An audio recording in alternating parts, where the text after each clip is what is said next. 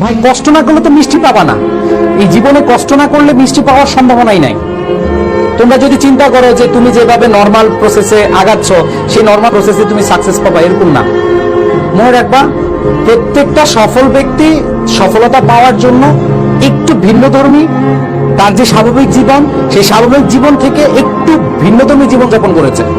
তুমি যেটা চিন্তা করো যে অনেক স্টুডেন্টরাই সকালবেলা ঘুম থেকে উঠে আসতে রিল্যাক্সে তারপরে পড়ার টেবিলে বসে, তুমি যদি সেম প্রসিডিউরে যাও, তুমি যদি সেম ওয়েটাই ফলো করো, তাহলে কিন্তু তোমার আলটিমেটলি রেজাল্ট আসবে না।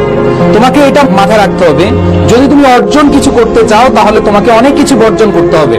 তোমার একটা অর্জনের জন্য অনেক ভালো লাগার জিনিস, অনেক ভালো লাগার মুহূর্ত তোমাকে বর্জন করতে হবে।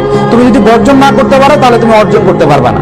সেই লাইনটা ভালোভাবে লিখে রাখা দরকার হয় যে অর্জন করতে হলে অনেক কিছু বর্জন করতে হবে। তুমি যদি একটু বেশি ঘুমাও, সেই বেশি ঘুমটাকে কি করতে হবে? বর্জন করতে হবে। তুমি যদি একটু হাঁটাচলা করতে অথবা খেলাধুলা করতে একটু বেশি পছন্দ করো, তোমার প্রিয় শখ হচ্ছে ধরো বন্ধুদের সাথে আড্ডা দেওয়া, গসিপিং করা, তাহলে ওই শখটাকে কি করতে হবে? বর্জন করতে হবে। তুমি যদি বর্জন করতে পারো তাহলেই তোমার অর্জন আসবে। সো এখন থেকে, আজকে থেকে, যেহেতু তোমাদের হাতে ভালো একটা সময় আছে, আমি যে রুটিনটা করে দিয়েছি এই রুটিনটা তোমরা যারা পেট বেঁচে আছো ভাইয়া সবাই ম্যানেজ করার চেষ্টা করবা, সবাই মেনটেন করার চেষ্টা করবা। এবং প্রত্যেকের কাছে আমার একটাই চাওয়া থাকবে, তোমরা ন্যূনতম 10টা দিন টার্গেট নাও। 10টা দিন টার্গেট করে এইভাবে পড়তে থাকো, তারপরেই কিন্তু তুমি বুঝতে পারবা যে তোমার আসলে ইমপ্রুভমেন্ট কেমন হচ্ছে। আর মনে রাখবা, হাল ছেড়ে দিবা না। যদি হাল ছেড়ে দাও তোমার সাকসেস আসবে না, তুমি যতই ভালো স্টুডেন্ট হও। তুমি যদি এখানে যারা আছো, অনেকে বলো ভাই আপনাদের সাথে থেকে আমার মোটামুটি প্রিপারেশন 80% কমপ্লিট হয়ে গেছে অথবা 100%ই কমপ্লিট হয়ে গেছে, আমার আর আসলে ভাইয়া পড়তে ভালো লাগে না, আমি তো চান্স পেয়ে যাব।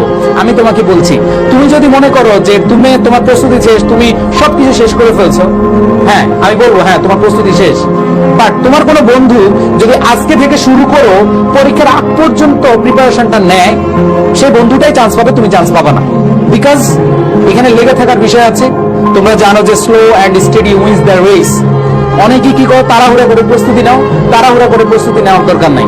তুমি হচ্ছে শেষ পর্যন্ত লেগে থাকো, তোমার রেজাল্ট আসবে। আর তুমি তাড়াহুড়া করে প্রস্তুতি করে প্যাকিং করে বসে আছো, তোমার কিন্তু ভালো রেজাল্ট আসবে না। সো প্রত্যেকে এই কথাগুলো মাথায় রাখবা, যে রুটিনটা দিয়েছি সেই রুটিনটা ফলো করার চেষ্টা করবা। তোমার অর্জনকে তোমার নিজের করে নিতে হলে তোমাকে অনেক কিছু বর্জন করতে হবে, অনেক ত্যাগ তিতিক্ষা সইতে হবে এবং লেগে থাকতে হবে, তাহলে কিন্তু সফলতা আসবে। এই শেষ মুহূর্তে তোমার সাথে, নিজের সাথে জেদ করো, নিজের সাথে জেদ করে তোমার ঘুম থেকে উঠতে পারো নাই, 6টা থেকে ঘুম থেকে উঠতে পারো না, তাহলে চ্যালেঞ্জ নাও, আমি 6টায় ঘুম থেকে উঠবো। 1 দিন, 2 দিন, 3 দিন, 5 দিন, 7 দিন, এরকম ভাবে চ্যালেঞ্জ নাও। দেখবা যে তোমার ঘুমই তোমার চোখের সামনেই আসবে না, ওই ভয় পাবে, ওই নিজেই তাড়িয়ে বেড়াবে, ও তোমার এখানে আসবে না। জাস্ট হচ্ছে তুমি একটু অভ্যাসে পরিণত করো। মানুষ অভ্যাসের দাস। সো সবাই এই জিনিসটা মাথায় রেখে প্রস্তুতি নাও, ইনশাল্লাহ ভালো কিছু হবে। এবং আজকে থেকেই প্রস্তুতি শুরু করবে, এই আশা প্রত্যাশা রাখি তোমাদের কাছ থেকে।